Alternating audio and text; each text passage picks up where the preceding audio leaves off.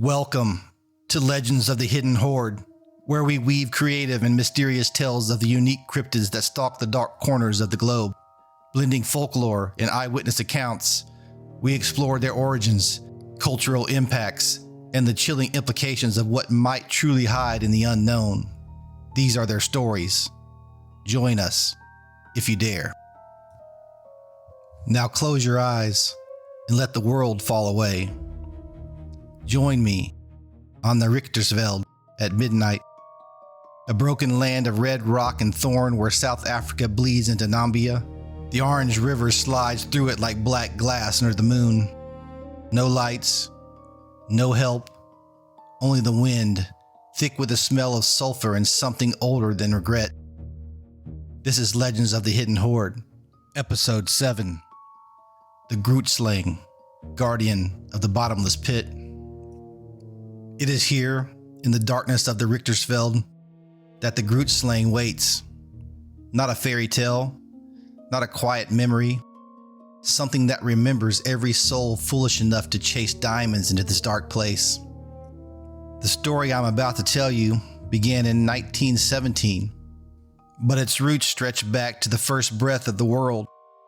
It was whispered around campfires by the Kohiko herders, written in shaky ink by prospectors who never came home, and carved into the very stone of the river's secret caves. They called him Peter Grayson, an Englishman with a stolen map, a winch cable, and a hunger that no amount of rough diamonds could ever satisfy. The locals had warned him, voices low over the flames. Long ago, when the gods were still young and clumsy, they shaped one perfect creature. Strength of stone, cunning of the current, a mind sharper than any blade. They named it Grootslang, but it was too much, too dangerous, so the gods shattered it, scattering the pieces into the first elephants and the first serpents.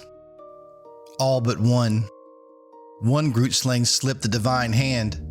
It burrowed deep beneath the Richtersveld, carving the Wonder Hole, a bottomless pit 3 miles from the Annisfontein Spring, a cave that drops forever, branches into sulfur-scented tunnels, and is whispered to run all the way to the sea, 40 miles distant. Inside, diamonds gleam like stolen stars, the very treasure the creature was born to guard. And it still hunts, still bargains, still collects. Grayson only laughed. He had read the old accounts, how Sir Edward Alexander in 1837 heard tales of a serpent whose coils could snap a wagon wheel in two, how schoolchildren near Aliwal North in the 1860s watched a black shape swim upstream against the current, how traders like Kiniar in 1899 saw a monstrous head rise from the Orange River near Uptington. He knew Lawrence Green would later call it all exaggeration, nothing more than oversized African rock pythons, 20 feet of muscle and hunger given mythic wings, yet the cave still whispered his name. So Peter lowered himself alone, lantern swaying, boots scraping stone. The air grew heavy, metallic, alive. Bats exploded past him in a storm of wings. And then, there, pressed into the thick guano on a narrow ledge, a single track, wide as a wagon wheel. No footprints, just one smooth, endless groove. Greed pushed him further. The walls began to breathe. The darkness itself seemed to taste him. And then the voice came. Not a hiss, but a low, ancient rumble, part elephant, part serpent, echoing from every tunnel at once. You carry the old hunger, little thief. The same hunger that drew men here long before your time. I remember them all. From the black rose the Grootslang, not the simple serpent of the oldest Kohiko fireside tales, nor the cartoonish elephant snake of modern drawings. Something far worse, a living wound from the gods' first mistake. An elephant's head with tusks like curved scythes and ears flared wide enough to drink the wind, fused into a body that went on forever, Scales black as obsidian shot through with veins of raw diamond. Golden eyes the size of dinner plates locked onto him. A trunk that was also a tongue tasted the fear on his skin. It spoke again, soft and terrible. I was the first. I will be the last. Every elephant I devour carries the memory of the day it was torn from me. Every snake that strikes in the reeds bears my venom. And you come for what is mine. Grayson tried to bargain. He spilled a pouch of stolen stones at his feet. The creature considered them, curling one up in his trunk, turning it slowly in the light. Pretty, it muttered, but never enough. The coils moved then, like living stone tightening around his chest. Grayson saw flashes in his mind. The calf dragged screaming beneath Arogby's Falls in 1910. The reed beds flattened for hundreds of feet during the Valdam Panic of the 1960s. Every disappearance, every vanished prospector whose greed had fed the pit.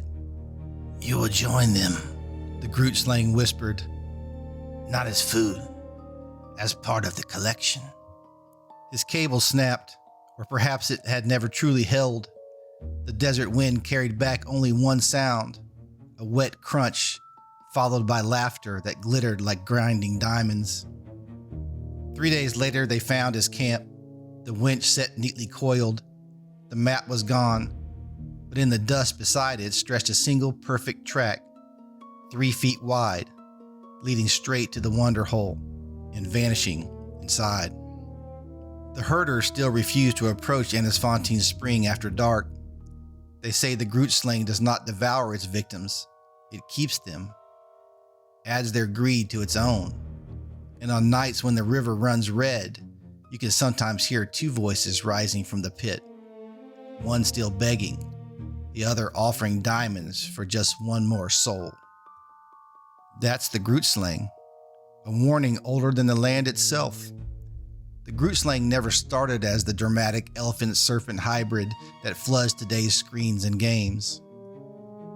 That version, the god's escaped mistake, the primordial chimera, is largely a modern flourish, layered on by 21st century storytellers hungry for spectacle.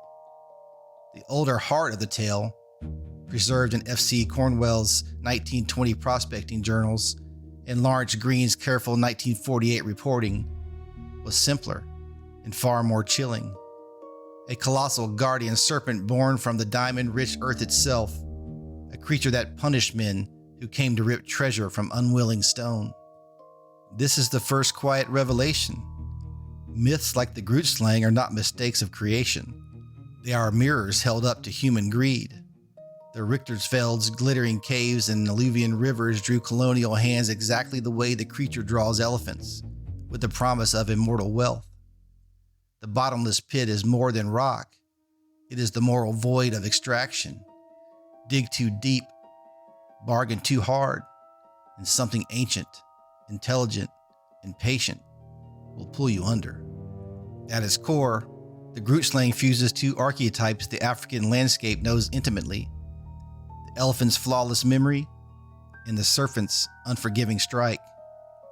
Together they warn that power without restraint, whether divine, colonial, or technological, creates abominations we can never fully erase.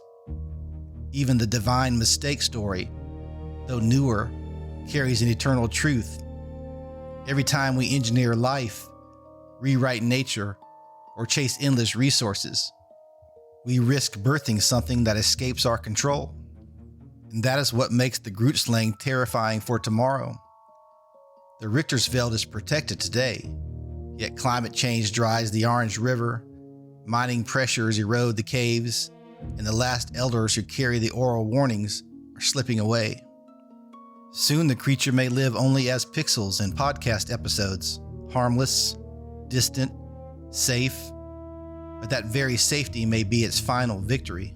When we stop fearing the dark cave, we dig deeper still. We build new wonder holes in silicone and synthetic biology in the bottomless data mines of tomorrow. Imagine AI guardians of cryptocurrency vaults or gene-crafted chimeras released into collapsing ecosystems, creatures born of the exact same hubris that once split the first Grootslang. The bargain never changes. Offer enough treasure, wealth, knowledge, power, and the monster may let you live. The price is always your humanity. In an age of endless extraction, crypto diamonds, deep-sea riches, neural tunnels into the soul, the Grootslang does not need a physical body. It is already one. It lives in every decision to descend one more ledge for one more sparkle. So the next time something glittering calls you into the dark, pause. The Grootslang is not coming. It has been waiting since the gods first blinked. Thank you so much for listening. I really appreciate it. If you like the story of the Grootslang, please subscribe to the podcast. Drop me a follow on Facebook or Instagram or X. And until next time, keep your eyes open. You never know what might be lurking in the shadows.